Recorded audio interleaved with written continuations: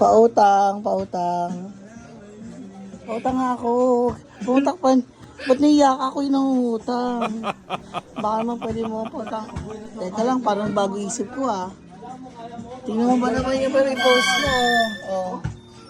Utang, salitang may kasamang lambing. Kapag siningil, matinding pagsisinungaling. Ay, parang ayoko na umutang. Bakit naman gayon?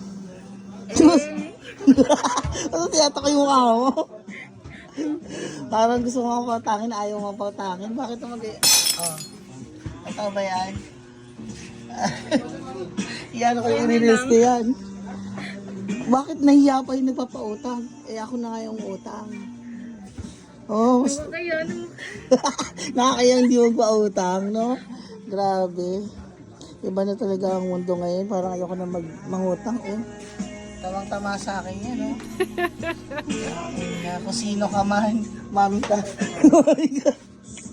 Yung pati tindero ni Yana.